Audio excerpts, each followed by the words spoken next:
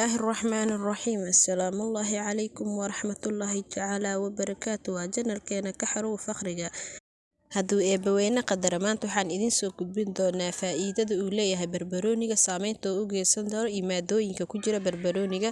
Barbarooniga waxa uu ka mid yahay khudaarta ka baxda dalalka Soomaaliya, waxa uuna ka mid yahay waxyaabaha loo isticmaalo in cuntada lagu carfisado. Waxa uuna leeyahay dhadhan isugu jira macaan iyo kuleyl badan. waxyaabaha loo isticmaalo barbarooniga waxaa loo isticmaalaa in lagu carfisto cuntada, in loo isticmaalo in khudaarta kor loogu darsado.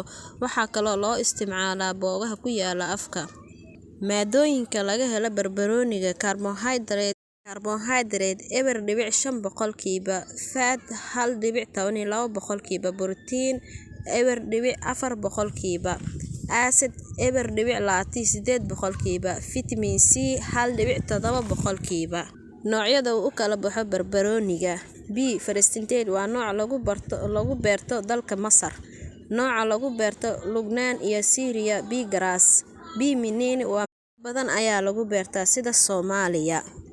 Faa'iidooyinka uu leeyahay caafimaadka: in lagu daaweeyo cuno xanuunka, in lagu daaweeyo calool xiranka, in lagu daaweeyo dibriyada, in lagu daaweeyo kaadi xiranka, in lagu daaweeyo dheefshiidka iyo burburinta dhagax ku jira dheefshiidka, in lagu daaweeyo cuno xiranka. Dhibaatooyinka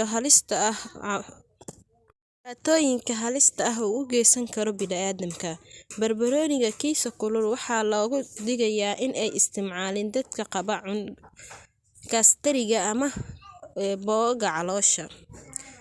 Intaas ayaan kusoo gabagabeynaynaa barnaamijkeennii ku saabsanaa barbarooniga.